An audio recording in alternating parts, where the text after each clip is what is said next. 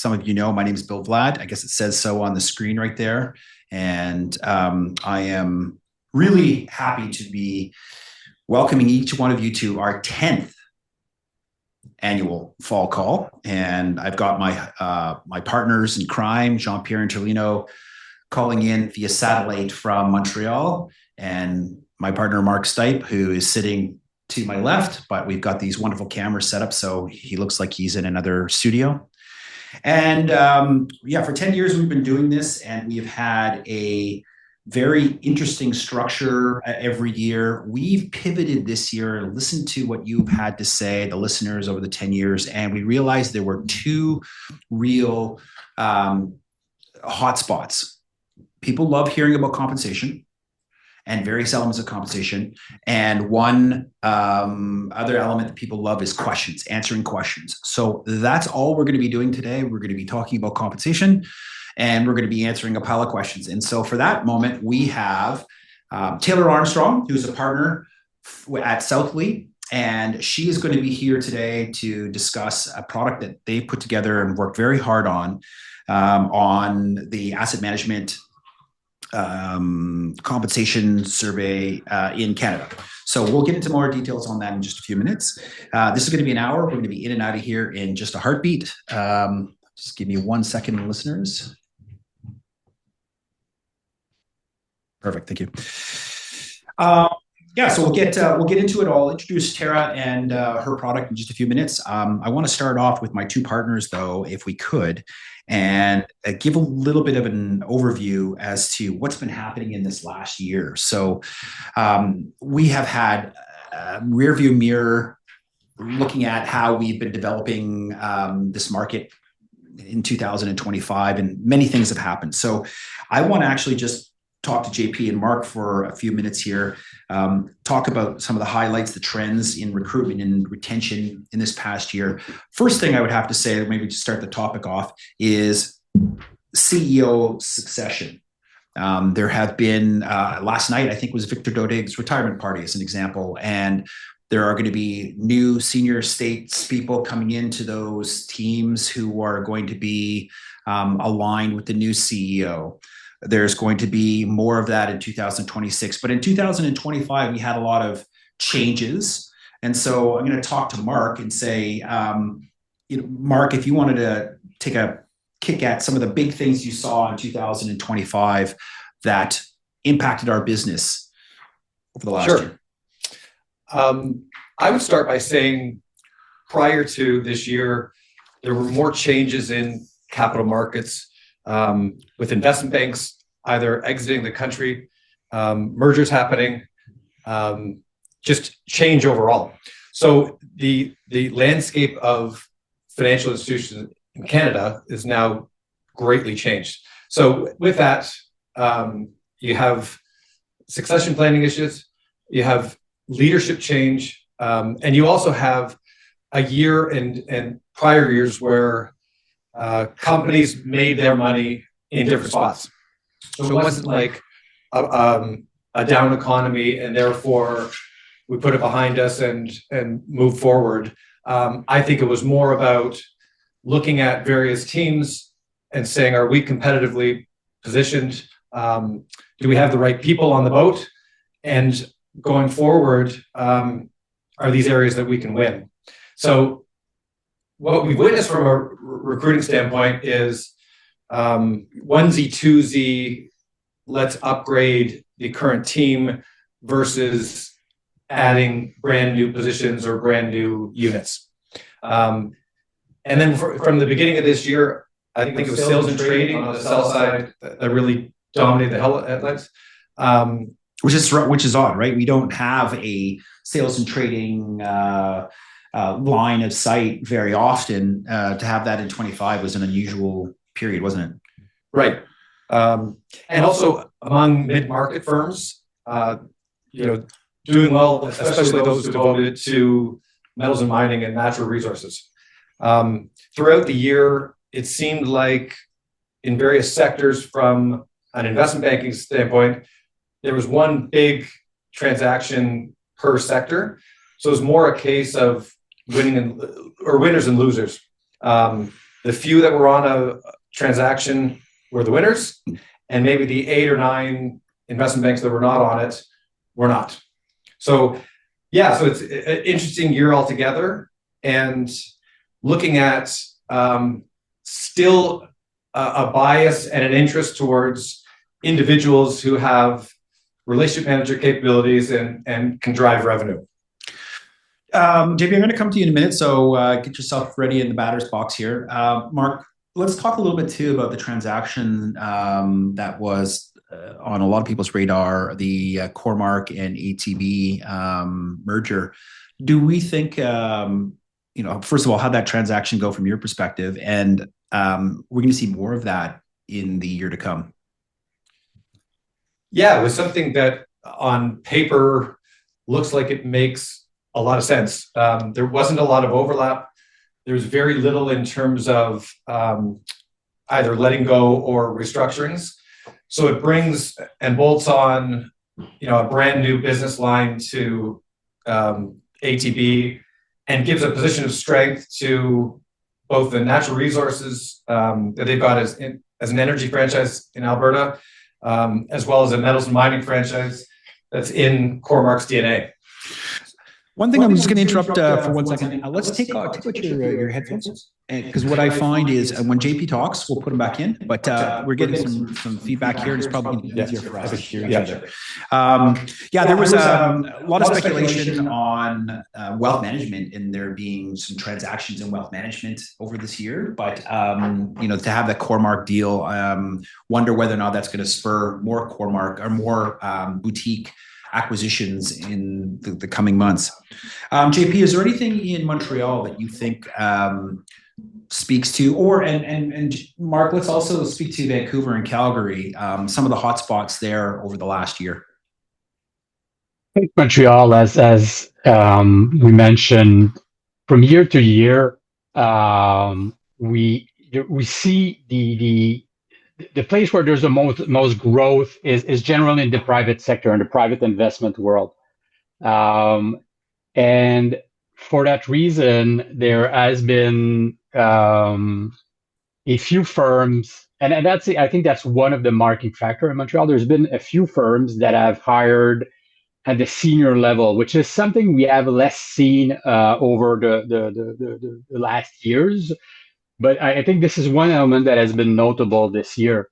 And I think it's driven by a few elements. Those firms have been able to raise capital, definitely because of brand or because sector expertise or because of the individuals that are running the firms. And when I say firms, I will include, the public kind of sector firms, government related, I think that invest in the mid-market. I will also include some family offices and the mid-market private equity. So we've seen some money going, ability to raise capital on some of them. Those that were able to raise capital have gone and added more senior professionals. And finally, one of the topic behind has been essentially the succession. Mark talked, or you talked, Bill, about succession in terms of the CEO succession. I think here in Quebec we also see succession at the CFO level, but that's another subject. Succession in terms of family business that are generally in the mid-market. So that's been a theme that a lot of private equity firms have been focused on. There is a need for investment. There is a need for call it change of control or perennity of a firm. And once it's done and it's the end of the players or the private equity investors, there's the need for growth as well. So I'd say when I look back at the year, that's what I see in Montreal. Okay, we're going to come back to that a lot. Vancouver and Calgary, we're also going to speak to that in a minute. But let's get to our special guest here. For many years, Vlaad and Company has been putting together compensation surveys, and we would pull our hair out, as you can see how effective that was every year, because it's a very challenging product. It's a very challenging process. It's thankless, and Canada has that weird space where we're unique, but we don't have huge population. And so to get critical mass and to get statistically significant numbers and to get a consistent analytical, a consistent technical product is very challenging. And so Vlad and Company, we put our pens down 2 years ago to everything but the investment banking compensation survey. And we knocked on Southlea's door and said, hey, we hear you're doing this, and Canada needs to have a product. We don't need to be doing it. And there's a tricky thing called carry in a lot of the businesses, which is tough for firms to share with recruitment agencies. So let's deal with a third-party firm who doesn't have that bias, and let's see what they can drum up. And so we partnered up. Partner is a strong word. We coordinated with Southlea to send clients that way over the last kind of 11 or 12 months. And you guys have been working on a product which very interested in hearing what the results are. So to start with, who is Southlea and what role do you play in the asset management space? And tell me about this product. Sure. Southlea is a compensation consulting firm, first and foremost. We're headquartered in Toronto. We have consultants across the country, Vancouver, Calgary, Montreal, Halifax, and partners around the world that we leverage to support our global clients. And we advise organizations on how to design their compensation programs and their incentive plans. And we also advise them on how much to pay. And that's supported by our compensation surveys, our proprietary compensation surveys.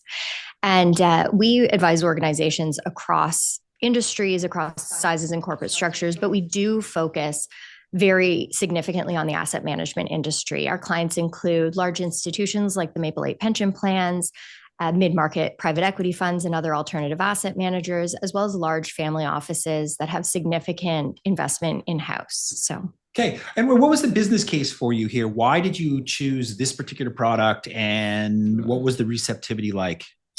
Yeah, it's a good question. Because we do a lot of our work in the asset management industry, we saw that there was a space in the market for good quality data. And so we developed this program. And our survey, we believe, is the most complete on the market because we include target pay, actual pay, and theoretical maximum pay across all major asset classes and all corporate functions, from the administrative assistant all the way up to the CEO. So we have over 400 benchmarks across 3 standard survey cuts and the ability to customize different cuts for the peer groups of our organizations. It's a long process. How long did it take you? How long have you been working on it for? This is our fourth year. We started, about 2021. And if you were to talk about the sticky points in accessing the data and processing the data, so we won't get into the results just yet, what are some of the challenging things about gathering the material?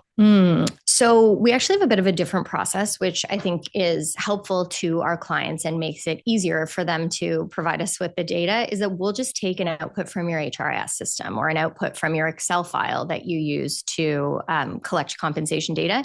We will match the jobs for you. And the benefit of that is not only to the participant because it's easy, but it allows us to ensure that the jobs are leveled appropriately. And that's the sticky part. We don't match just on job title. Everybody has different job titles. You see title inflation, title deflation.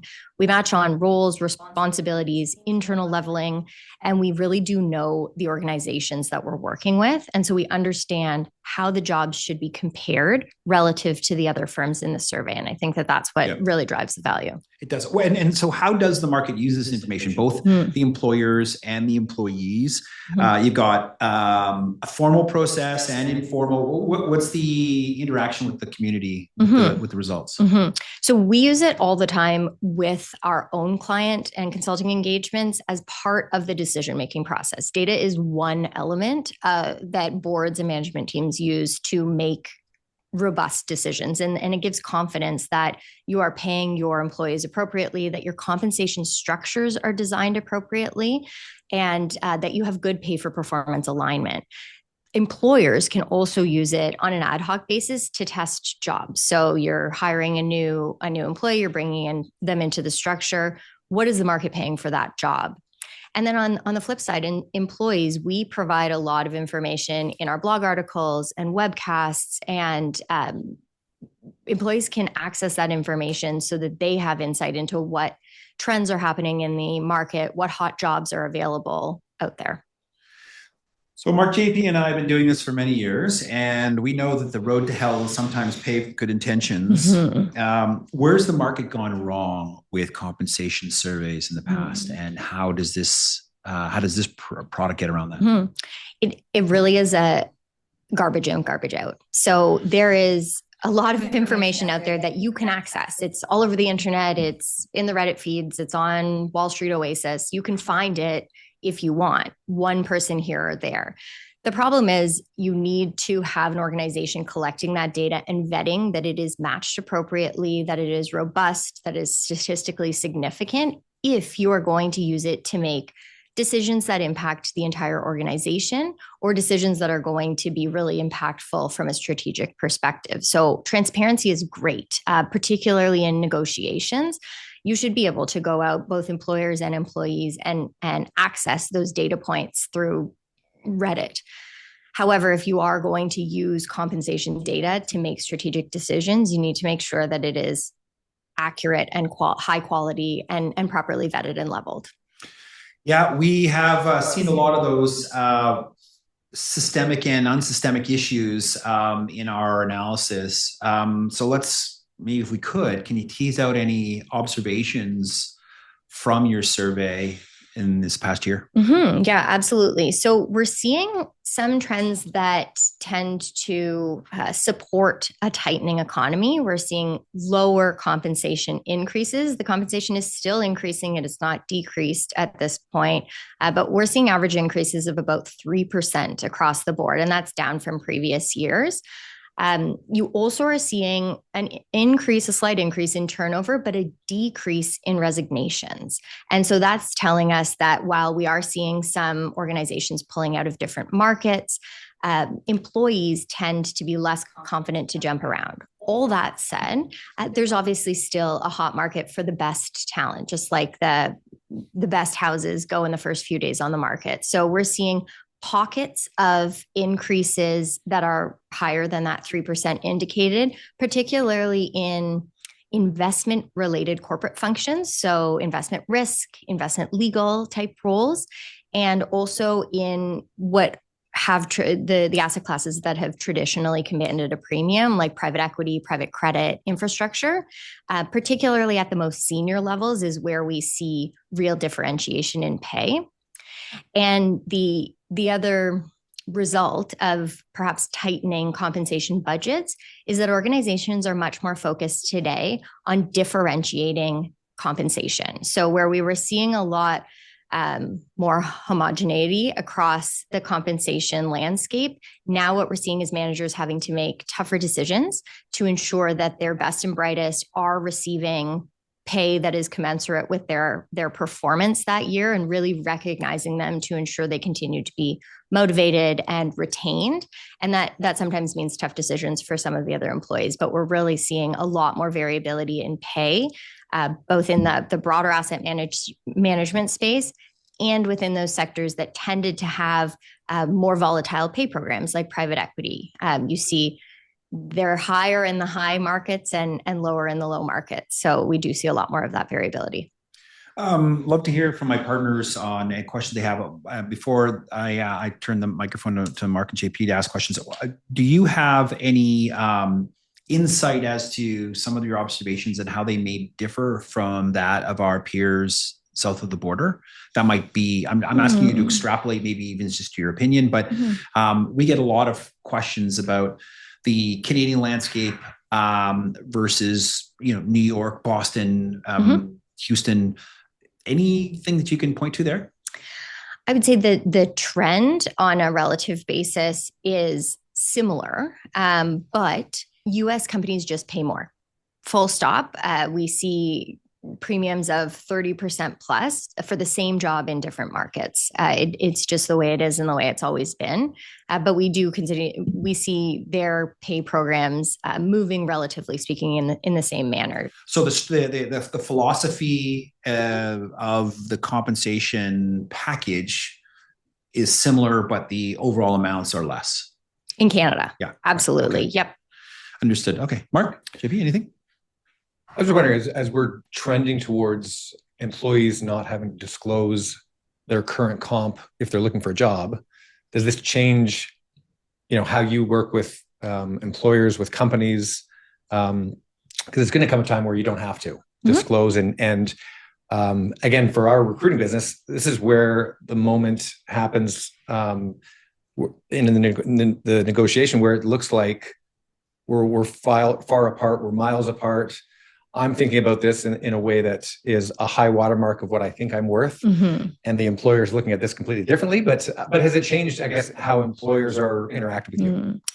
I don't know that it has changed. I think that the best practice would say that you pay for the job that you are hiring for, not necessarily for the incumbent. You may have to consider incumbent specific factors, but if a job is worth a certain amount, we would advise that you pay somewhere around that amount. You're not looking for the lowest possible rate at which you can hire an employee. We really do want to pay for the job that is at hand. Right. So, I mean, certainly the lack of transparency on the employee's end and the increased requirement for transparency on the employer's end puts the employee at a bit more of an advantage. But we would still say you're looking at good market data. You are considering a variety of factors when you're positioning. So you would say, this is the market data. It is a range.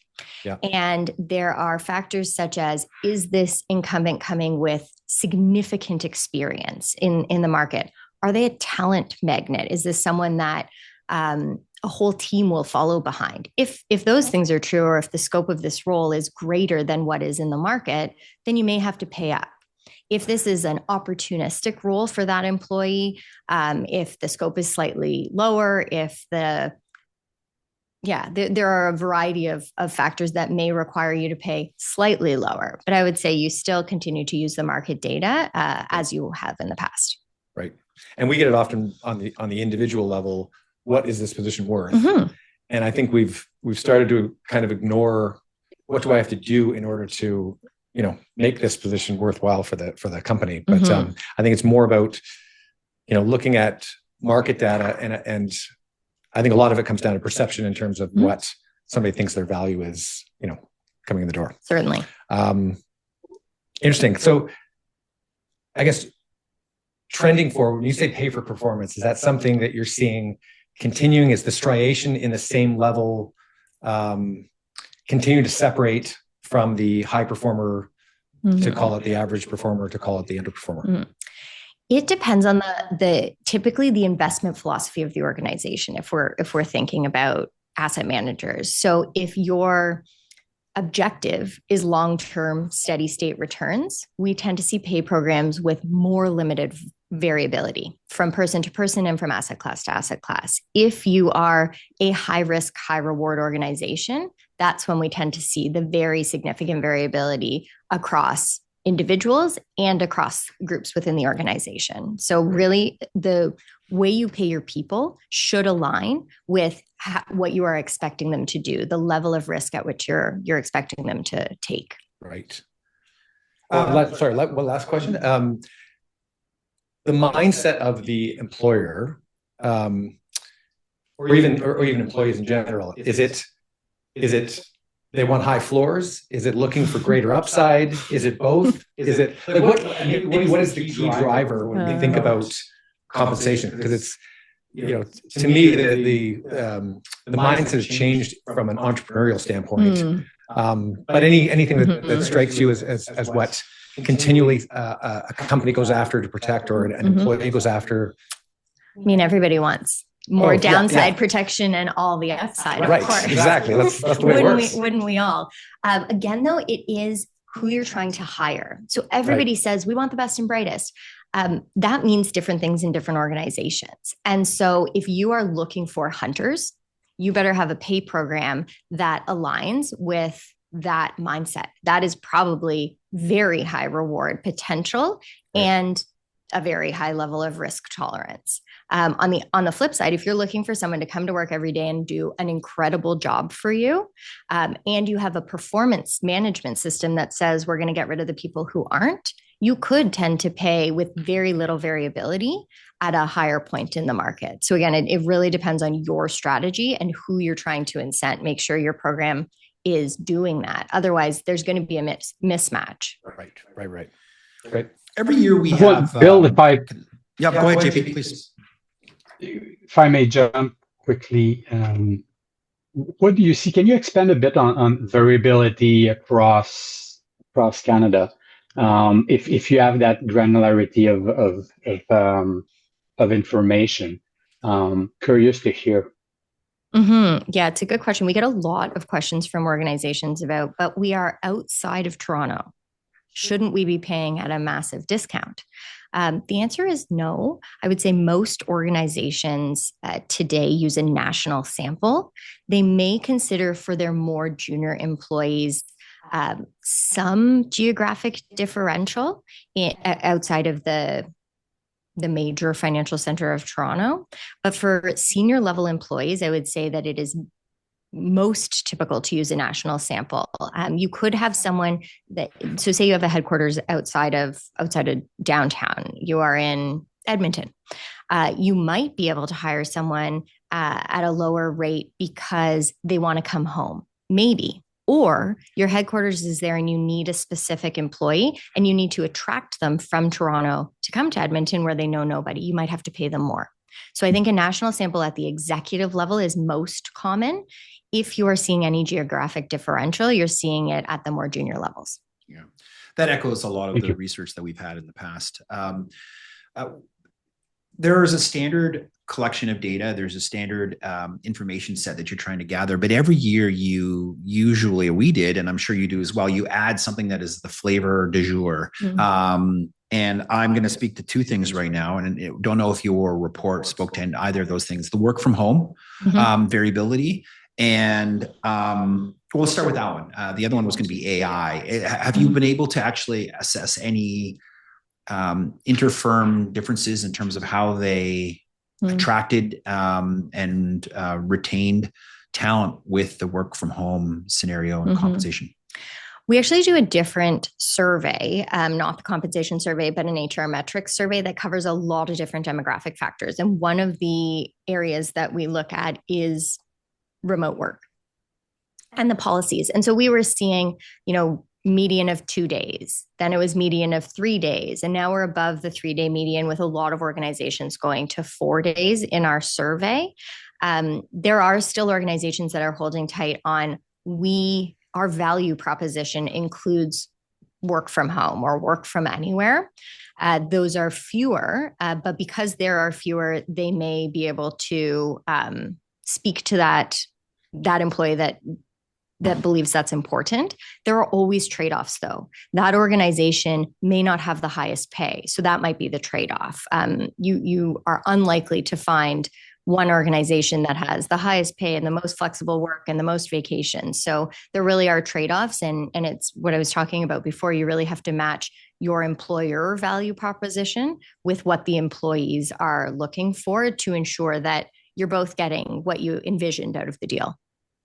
And the final question for me on this one, and we'll get into some other extrapolating data, but do you see any big changes this past year or on the horizon in terms of philosophy of compensation? You may have mentioned a few, but year over year, are you starting to see the asset management industry changing its perspective on compensation in a meaningful way? I think what's really interesting is the move. So maybe about 10 years ago, we moved from very segmented, these broader asset managers that had multiple asset classes were evaluating them on a very specific all relative performance, all asset class specific performance. And there wasn't a holistic view of that total fund. And then we swung over to, we're really looking at total fund. We all are working together. There's not a lot of differentiation. What I'm finding interesting is now, I think perhaps due to that, a bit of a tightening of comp budgets, more differentiation again, not swinging back to a completely segmented relative performance view, but more differentiation across, did our asset class do well? Did the employee do well? If so, we're going to swing the pay a little bit more than we had over the last couple of years. From a philosophical perspective, though, I don't think that we're seeing any major shifts right now. There's a lot of wait and see in terms of looking at the economy and some of the uncertainty and some of the volatility in the markets, and really waiting for that to shake out before we make any programmatic shifts. Mark, JP, I mean, tell me what you think, but our observations on some of the surveys that we've done on the sell side, on a really strong market, it is a more subjective bonus pool. And when the market's tough, it is direct drive. And the bias swings. And you can almost tell how robust the economy is based on what the comp philosophy is. And so that was sort of the angle. Do you agree with that? Did you see anything like along those lines? And I think you've answered that. I wanted to go on, unless there was something else from Mark or JP for this. I would just ask one question, and probably it is more sell side related, but deferred comp programs, again, buy side asset management. Do you think they work? And is it do they work in a matter of retaining talent? It's a large topic, but any cash-based program has to pay out within 3 years unless there's a substantial risk of forfeiture. So any of these like notional investment units, I don't know if they are necessarily retentive. Most of them can be bought out for the right employee. They may retain select employees, but the dollars aren't that big. That if another organization wanted you, they wouldn't buy that out. So it's good practice to have. It certainly aligns with the broader organization and the fund as a whole to have that look into the future. But do I believe that is what's keeping employees? Probably not. Right. Interesting. Okay. And I don't want to put you too much on the hot seat here, Tara, but do you see, can you extrapolate your findings into any other sectors in the financial services industry that may have emerged in 2025? I think we're seeing similar increases across the board within broader financial services. I think we heard it earlier, wealth management tends to command a premium within these larger financial institutions, but broadly not seeing anything dramatically different across broader financial services. Okay. I wanted to, if I could, Mark, because you have your finger on the pulse for the team most acutely on the sell side. Could you provide the listeners with some of the expectations and some of the early indications on what we're seeing in investment banking, the advisory side of the business, corporate finance, corporate banking? And Tara, I'd love to get your feedback as to whether or not you believe that those are in keeping with your research. Sure. So think about we'll start with the Canadian banks, and really the first question we ask is, what is driving the bonus pool? So in recent history, it's been debt capital markets groups, it's been fixed income, it's been corporate banking or lending that has really driven the bonus pool and really propped up other areas, so that in years gone by, that overall comp has remained somewhat stable or somewhat flat. As we look at this year with corporate banking, unless a firm had something material change, those lending arrangements are rolling over. So we're not expecting dramatic change in that area. I think in fixed income, it's probably not been as hot as it has been in just recent history. In M&A, there are, again, I think there was an echo earlier, but the winners and losers. So the firms that have done big, meaty M&A transactions are probably going to have themselves or looking at a very good year, assuming that all things get buttoned down this year. And on the ECM side, it's probably been really slow. It's still something that has not been a bright spot. Earlier this year, trading specifically, even getting into some derivative products, it was robust, and there was, and we saw on the heels of it just more interest and more appetite in recruiting for senior level traders with real ability, and we also saw the same really kind of throughout the year in equity sales, but not something that now, as the years played out, has been a massive bright spot. So, kind of taking it all into consideration, it's what we try to look for is what's really driving it, and to me, it's been pretty flat or somewhat similar to what we've seen. Therefore, if we had to make a call on where comp's going to go, probably that idea of being flat still holds true. Now, we will say from again on the sell side, with all the change that's happened, earlier this year was probably the boutique firms and mid-market focused firms who were seeing an uptick in terms of deal activity, in terms of revenue production. And I think some of that stems from how many players have been taken out or been acquired, or really how much the landscape has changed, because you have still the same roster of clients that are now being covered by, in theory, fewer companies. As we've gone later into the year, it's been much more driven by natural resources, energy, mining specific. We've probably seen a tail a little bit in infrastructure and in diversified areas, with the exception of some notable transactions or notable deals. So it's, again, I think for the level of activity, we're expecting comp to remain pretty flat, but on the actual teams themselves, in many cases, teams are running one body lean or one body short.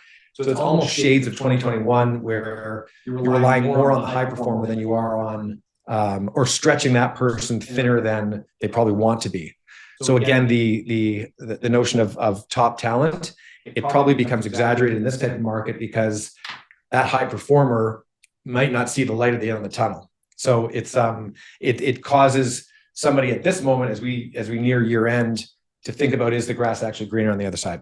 And then among the global banks, again, it's level of commitment. It's probably carried the day this year. And where do they want to win, and where do they want to try to win? So we'll touch on some questions. There's been some questions coming in about just global bank activity, but it's something that remains highly competitive.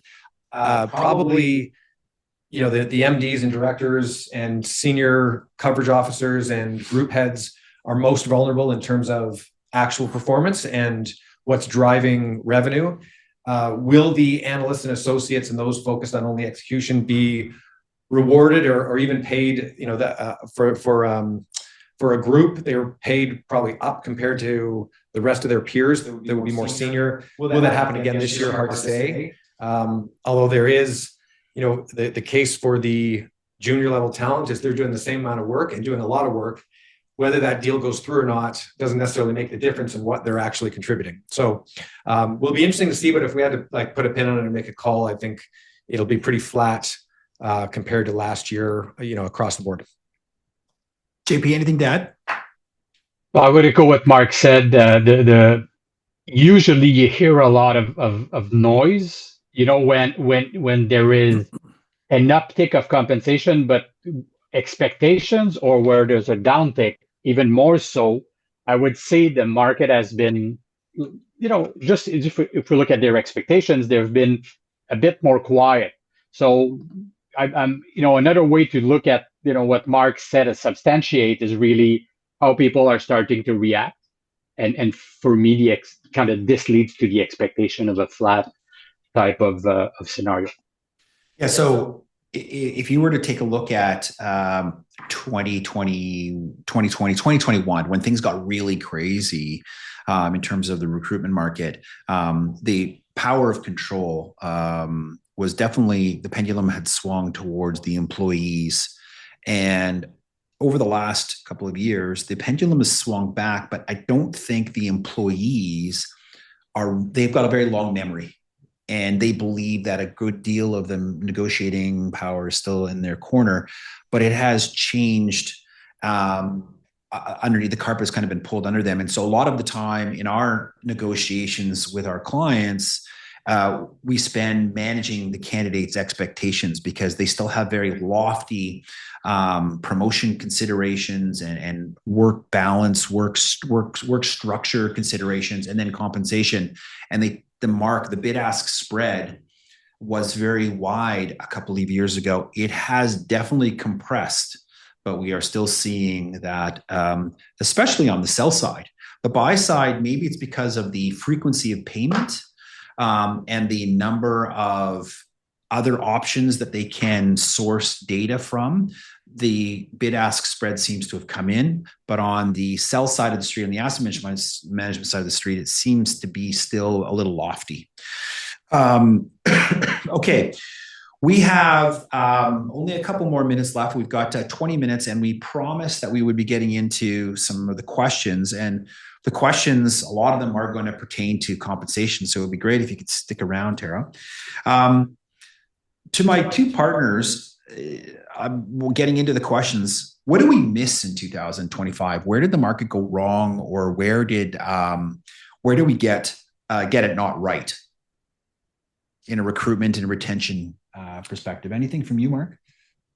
I would say on the subject of, that concept of what is a position worth versus what am I going to give to the position to warrant what I'm going to get paid for it. So I think again, the memory of what somebody's value was in 2021, we've got a hangover effect, and that's where we've seen a bit of a discrepancy between how employers are thinking about hiring and how employees are thinking about the same topic.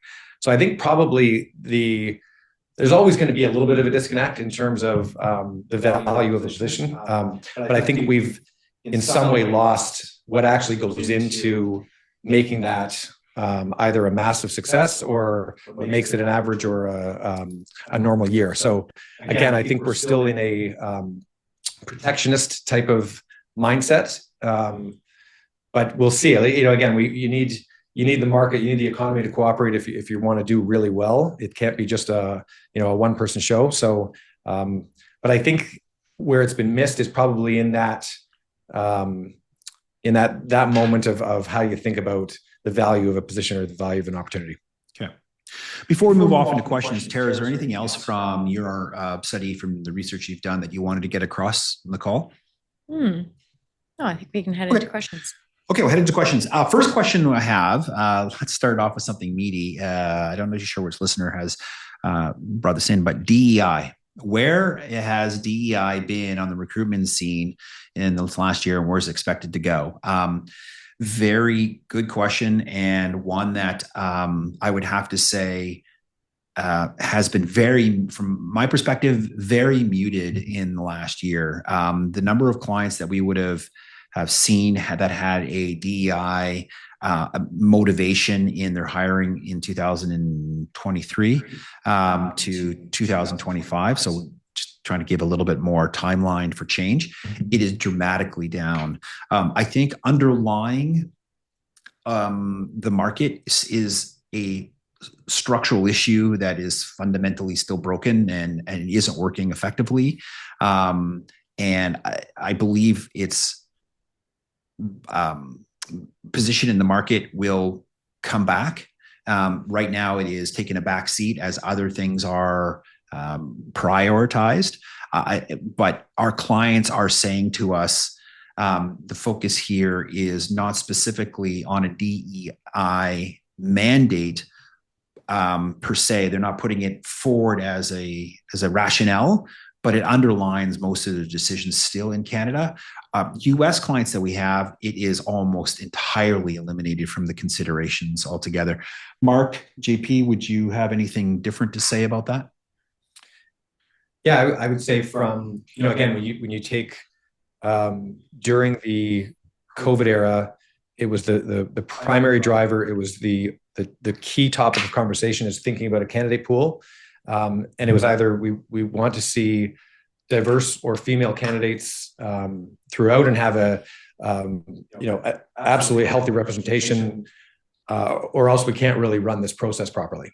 And that, again, I think it's come off where the pendulum has swung back. So we probably exaggerated. And again, always the intentions have been good, but it's exaggerated the need at the very outset. But I think the pendulum's now swung too far back, where it's not part of the topic and it's not part of the key interest of when thinking about developing a candidate pool. How do we develop the pool? What's the makeup of the pool? And are we targeting and hitting all the areas in terms of when we think about talent? So I think we'll settle back into somewhere that should be in between, and should be something that, still talent wins the day. And still, to be conscious, are we positioning ourselves, or are we positioning opportunities to only certain parts of the market? I think that's probably the key takeaway. If we're not doing that and it's fair game, then absolutely. It's a tough thing to get right. But again, I think for hiring managers, companies, firms, the intentions are there, and still probably the larger the company, the more that's still part of the narrative, more so than firms that are more nimble or smaller or private. Tara, was it part of your analysis at all? Did you collect any of that data? It wasn't part of our analysis, but it is part of the work that we do with clients. And one of the things that has been interesting from our perspective is that organizations continue to think about this internally. So again, it may not be necessarily the impetus for hiring, but they're looking at really interesting information on a pay perspective. So they report back, as an example, managers will send in their salary budget increases, their individual performance factors, and the comp teams or the HR teams may send back to all of the managers, just for reporting purposes, this is how you positioned your women, and this is how you positioned your men, or this is how you positioned your minorities. Did you intend to do that? Some are all at the top and some are all at the bottom. Was that intentional? Not, you have to change this, certainly, but just more information and more analysis on a gender basis or on a visible minority basis is interesting information and keeps it top of mind without shoving it down people's throats. Yeah, good. If I may add one thing, Bill, I think our own value also at Vlaad and Company, and when we kind of present ourselves, and it's been part of our value as well. So we do help the market on that side, and probably when we're hired, this is what the client that has hired us in the past still thinks of us. So I think that's a note that to me is important. It's something that is part of our value and kind of remains and does help the company. Thank you for bringing that up. Yeah, good reminder. Yeah, for those of you on the phone that don't know, we are in the recruitment business, right? So what our clients' preferences are critically important. Okay, question about Citi they made an announcement about an expansion in Canada, and I'd love to get the perspective of the three of us here. Tara, if you've got something to add on U.S. expansions into Canada, and I would actually say that global expansions into Canada. I'll start off with saying that there is a cross-border Canadian-U.S. prickliness right now. So I'm going to push that over to Mark to maybe give his impressions of what some of the clients have been saying. Globally, though, when the market is soft, we usually see more investment in Canada. You're starting from a low base and then building it out, especially when you see the forecasting of the metals, mining, minerals, resources in Canada expecting to be stronger in the coming years. Firms are taking advantage of it now. We're seeing it on the Canadian firms as they hire up with their mining teams and whatnot. Other multinational firms coming in, setting up shop and building while the market is soft before it really becomes hot. Mark, are you getting those types of discussions as well? Yeah, and it's not just privy to investment banking. If we think about Citi, there's big wealth management business, there's equity sales, there are derivative platforms. So an emphasis on wealth management, probably. It's how exactly it's rolled out might not just be similar to just trying to grow an investment banking team or just buy an investment banking team. we think about JP Morgan in the same light. It's cash management, it's payments, it's corporate banking where global firms have come down market in terms of the size of companies they're lending to. So you go from 20 of the largest companies to 150 mid to large size organizations. So there's a change in strategy there. But I think from again, going to my earlier point of how much change there has been in the Canadian landscape, there is an opportunity, and I think some are trying to capture it. Okay, we've got a lot of questions, so we just want to pepper through some quick answers on the next one. Somebody asked whether or not they can get an access to the compensation survey guide. Unfortunately, no. This is a product that is for the companies, and they participate. And they spend a lot of time. Their HR teams. I know this personally because it takes a lot of time for them to put the material together, and they are very specific to keeping that material in the executives' hands.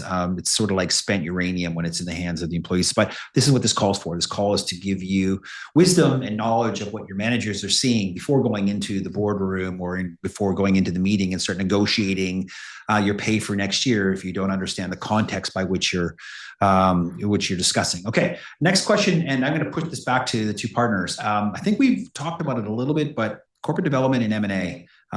Any discussion about some of those teams? Mark, JP? Sure. Certainly think about natural resources. 2 years ago, you named the large cap mining company domiciled in Canada, and there was an appetite or there was a process to try to hire into M&A groups. The interesting piece is last year we didn't really see a ton of activity, from an M&A side or just from a driving business front in the metals and mining sector until this year. This year we've seen lots of activity, and it's really, again, it's the bright spot in terms of as we think about kind of sector focus, along with energy probably as a number two in Canada. Looking at corporate development or looking at M&A is really an indication of what the market looks like, or even again, the perception of what the market's going to look like. So, M&A talent is expensive, and in order to hire, if you're looking at proper M&A that's going to be inquisitive and look for external solutions for a company, that usually drives from the strategy that we want to grow our business or we want to grow our organization. We're probably seeing in other sectors, if there are opportunities, it might be more strategic, or we're seeing, if it's other diversified areas among corporates where some of the responsibilities are being now more hybrid. So it might be, in a business development frame where you're trying to save the company $1 or look at efficiencies in terms of, how a product gets distributed. You're looking at your own organization saying, what are the most profitable areas, and maybe do we really need to be in these other businesses that may not be as lucrative as our core franchise. So on a go forward, it's hard to predict where the real trend is or where the opportunity is in M&A, because it just seems to be bespoke, depending on the company and depending on the industry. So it's a harder thing to predict. Okay. I would say I would add the teams are relatively stable generally, and exactly for what Mark said, right? When there's a lot of M&A activity, this is where they're focused, and then they're focused on efficiencies, rationalization, cost, allocation of internal assets, and whatnot. So the teams are kind of are malleable or have a variety of tool set, skill set, and tools that they can use inside when the market varies. Okay. Good. Thanks, guys. Next question. Do you see any systemic big changes in the industry after this slowdown? I'm not too sure. I would have not too much. I wouldn't put a lot of emphasis on slowdown, but as we're getting into 2026, my first observation is that the Canadian banks are a lot less Canadian bank. They are a lot more global, even than they were last year. If you take a look at some of the management changes that are happening at any one of these firms, there's a lot more influence from south of the border in terms of who's managing the team, who's running the team, what the products are that they're offering, which will then start to bleed into the culture of compensation. Because right now, to Tara's point, there could be a 30% change for the same product, same role in the US versus, let's say, in New York versus Toronto. Well, as these firms have more established influence in the US, does that change compensation in Canada and the concentration of roles north of the border? So that was one of them. The second thing is infrastructure sector definitely picking up. It's gone through a little bit of a cool down. It's picking up, but those that are in the infrastructure space, they're on a 15-year time cycle. They don't look at year over year. They look at long gestation periods for their products and for their projects. And so they're not as volatile in terms of expectations. But somebody asked how somebody can leverage your skills to break into this sector. Well, real assets are a big thing. You have to want to be in it. We have a lot of individuals who have tried to stay away from real estate, even though a lot of our clients are wanting to get into the real estate space because they don't want to be pinned down in Canada to be too specific to a sector too earlier in their career. You got to go where it's hot. And right now, hot is infrastructure, hot is real estate. And, if you don't want to be in those two spaces, and you got to be willing to pivot when it may not be convenient for you, because it takes a long time to get a face in infrastructure. If you're in it, you get known very quickly. You got to stick with it, though, in order to become a trusted advisor. So my advice to you is get in early if that is a space that you're interested in, because it takes a long time to get your name branded in the space. Okay, another question to the team over here. Don't know whether or not this is. We talked about this we talked about this last year in many ways because we had a specialist on the panel talking about AI. But as enthusiasm in the industry builds for AI and rapid innovation, are boards and executive teams under-indexed on raw experience, i.e., gray hair? No, I would say that boards and executive teams are still biased to senior individuals, and with not a lot of them having practical or transactional experience in AI or rapid innovation. So are we seeing younger individuals being brought into engagement in senior management?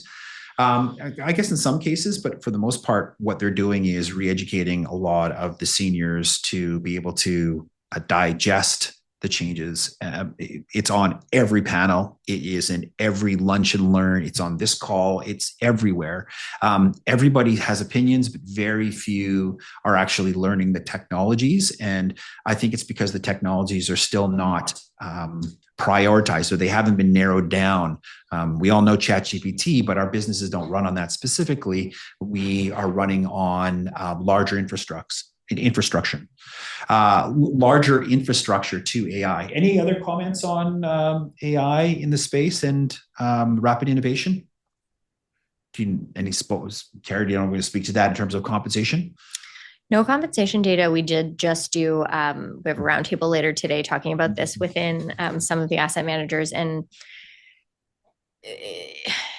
not a ton of progress has been made, I think, across industries is what we've seen. Like everybody is trying to use Copilot, and some organizations are trying to build their own GPTs, but we're not seeing as much automation as I think maybe even we expected last year. And so there's more focus now on figuring out what tools are available, where we think they can add value, and really creating that AI roadmap within the organization. And once you've created the roadmap and different departments are testing it in different ways, then it comes up to the board to say, what is our overall strategy? What do we need to execute on it? And what are the parameters by which we'll determine the success of our approach? Okay. We could talk about this for days. Many people have said in the past they'd like this to be an hour. Hour is what we've advertised, and so an hour is what we're going to stick with.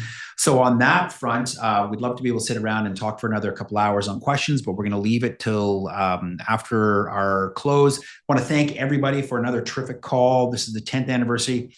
Special thanks to Tara Armstrong and the team at Southlea for all the work that you've done.